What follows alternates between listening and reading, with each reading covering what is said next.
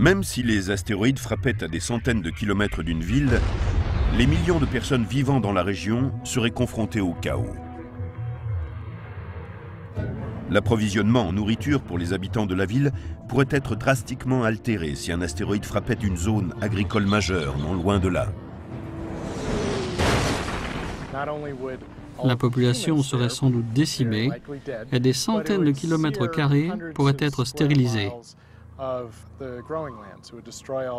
L'impact détruirait toutes les cultures et rendrait la zone inutilisable pour un bon moment.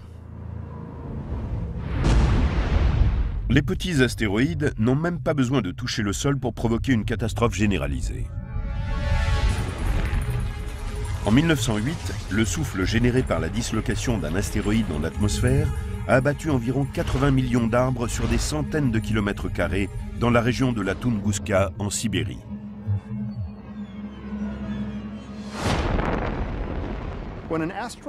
Quand un astéroïde ou une comète se dirige vers la Terre, il rencontre d'abord l'atmosphère. Il est alors comprimé et cette pression peut provoquer son explosion. Celle-ci propage son énergie sur une vaste région au sol. Ces explosions atmosphériques sont donc, elles aussi, très dangereuses. Mais il se peut que la roche à l'origine de cette catastrophe ait été plus petite que ce que l'on pensait en premier lieu. Lorsqu'il a pénétré dans l'atmosphère au-dessus de la Tunguska, l'objet ne mesurait peut-être que quelques dizaines de mètres de large et non des centaines.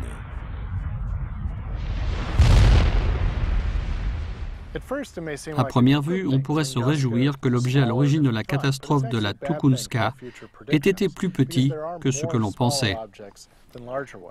Mais c'est plutôt embêtant pour nos futures prédictions, car il existe beaucoup plus de petits objets que de gros. Si un petit objet peut créer autant de dégâts, cela signifie que ce type de catastrophe peut se produire plus souvent qu'avec de grands objets.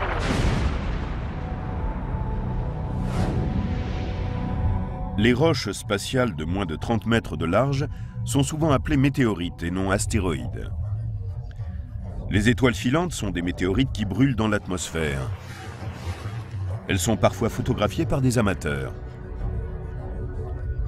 Il arrive que de petits morceaux frappent le sol, des voitures ou des immeubles. L'atmosphère de la Terre est bombardée d'objets venant de l'espace plus souvent que ce que nous pensons pour la plupart.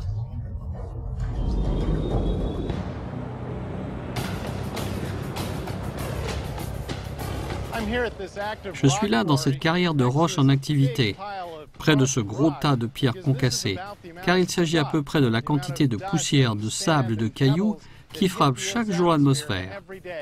Cela représente 100 tonnes. On peut remplir 6 ou 7 de ces bennes. Voici un rocher de la taille d'un ballon de basket. 2 objets comme celui-ci frappent l'atmosphère chaque jour. Ensuite viennent ceux de la taille d'une petite voiture.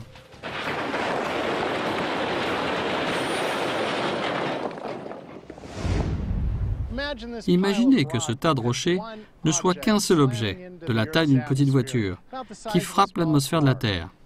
Cela se produit tous les 15 jours. Mais un objet aussi gros brûlerait sans doute entièrement avant de toucher la surface. Un objet classique devra faire au moins 30 mètres de diamètre pour causer de sérieux dégâts à la surface. Au-delà de cette taille, c'est vraiment un gros rocher qui irait de l'avant de cette benne jusqu'au cône orange qui est là-bas.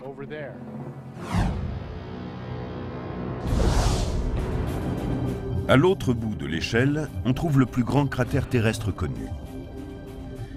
Il est situé à Vredefort, en Afrique du Sud, et s'étend sur plus de 300 km.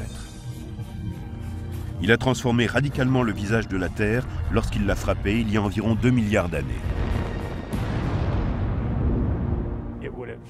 L'objet aurait envoyé dans l'espace une nappe de matériaux qui serait revenue et aurait créé un impact sur Terre, brûlant tout ce qui était sur son passage. Les effets climatiques de cet impact auraient duré pendant des décennies. Les océans auraient été totalement acidifiés. Il y aurait eu des tonnes de poussière dans l'atmosphère. La vie primitive que l'on trouvait à cette époque sur Terre connut une extinction majeure et l'on vit la création d'un cratère 1,5 fois plus large que celui qui avait anéanti les dinosaures. On ne découvrit ce cratère sud-africain que dans les années 90, car il avait subi l'érosion de 2 milliards d'années. Mais les photos prises de l'espace montrent son existence. En voyant une région de collines au centre du cratère, les spécialistes ont pensé qu'il y avait eu une activité volcanique dans cette zone. Mais on sait maintenant qu'il s'agit du pic central du rebond, une caractéristique des cratères à partir de 150 mètres de large.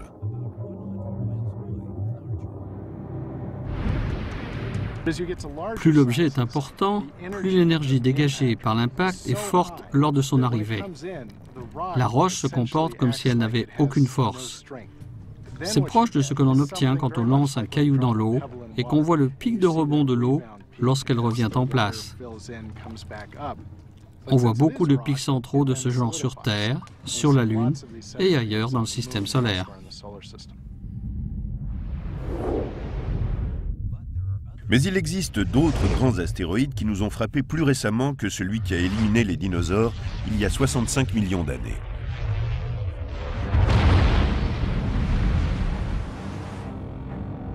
« 30 millions d'années plus tard, un autre astéroïde massif a bombardé la côte est des États-Unis et formé ce qui est aujourd'hui la baie de Chesapeake.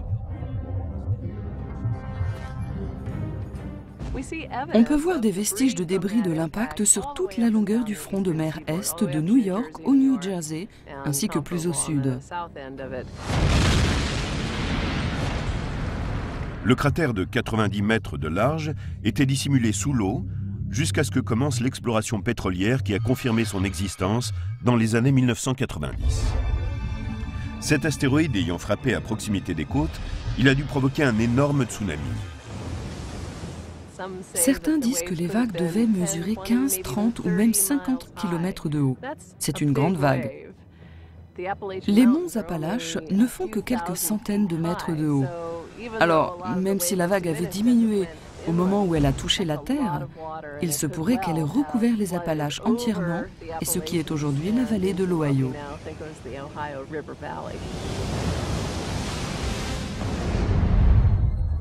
Si cela se produisait de nos jours, la côte Est ne serait plus jamais la même. L'arrivée d'un astéroïde provoquerait la mort immédiate de millions de gens. Des impacts majeurs peuvent causer des catastrophes globales qui menaceraient l'existence de l'humanité entière.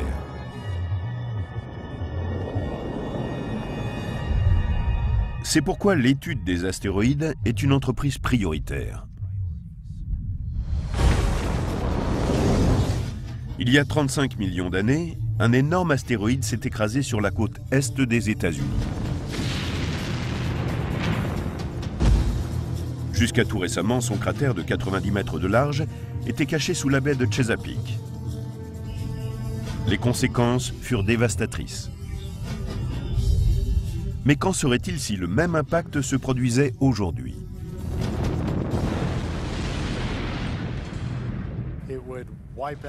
Cela entraînerait la destruction de la côte Est par des tsunamis, des ondes de choc et des effets thermiques.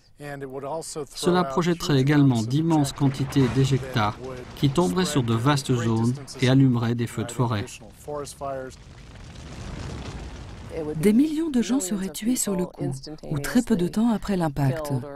Mais il y aurait des conséquences de plus grande portée, à cause de l'interruption générale de toutes les activités de la région, de l'agriculture aux communications. Et bien sûr, il y a le centre du gouvernement qui se trouve sur la côte Est. Selon des fossiles récemment découverts, l'astéroïde d'1,5 km de large ne semble pas avoir eu le même effet global que celui qui, avec ses 10 km de large, est à l'origine de l'extinction massive des dinosaures.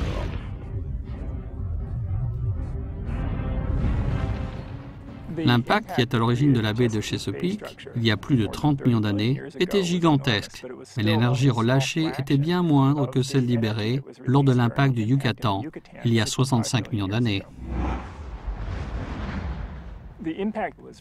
L'impact était à la limite de produire des effets globaux.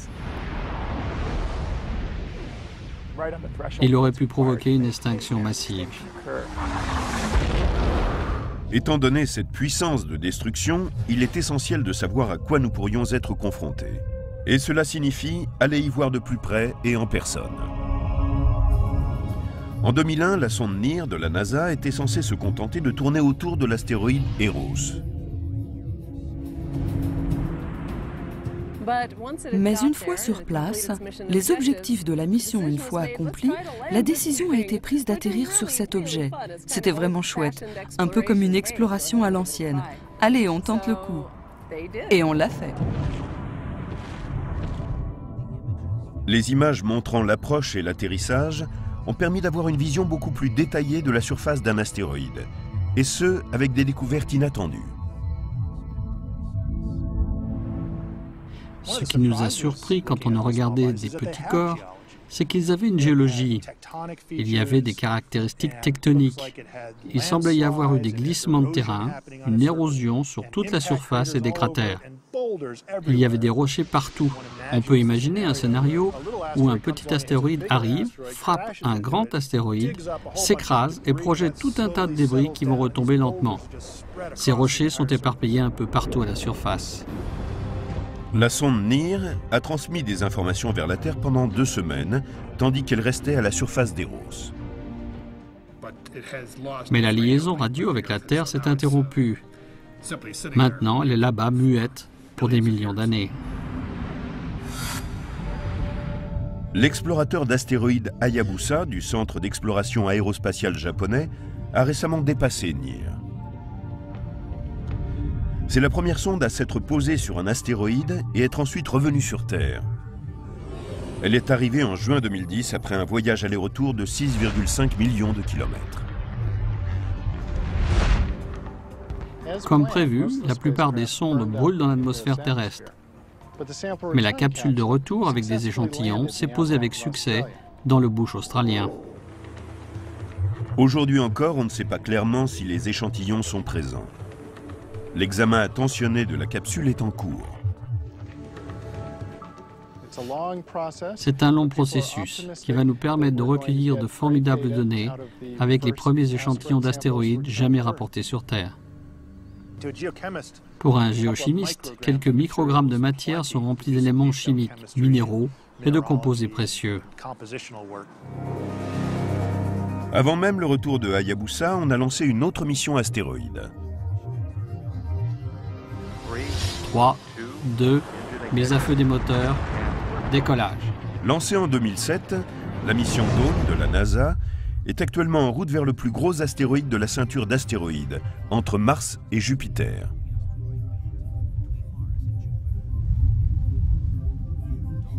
Elle arrivera sur Vesta, à 500 km de là, en 2011, et tournera autour pendant 1 an.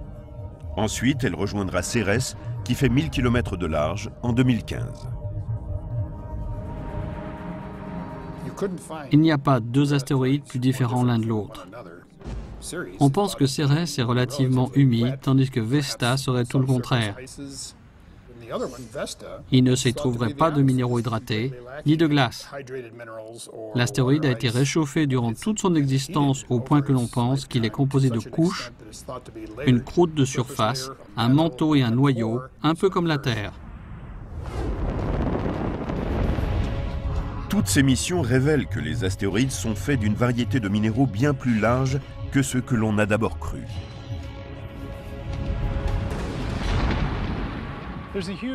Il y a une immense variété d'astéroïdes. Certains sont riches en fer ou en nickel, un peu comme cet Altair. D'autres sont très semblables à ce caillou terrestre. Ils sont rocheux. D'autres encore sont composés d'une combinaison de fer et de roches. On a aussi des objets étranges, un peu comme cette poignée de gravier qui, s'ils étaient liés par la gravité, formeraient une sorte de gros astéroïde. On a aussi d'ex-comètes et d'ex-comètes qui se sont débarrassés de toute leur glace et nous laissent avec ce matériau de grain très fin, assemblé dans une boule très poreuse.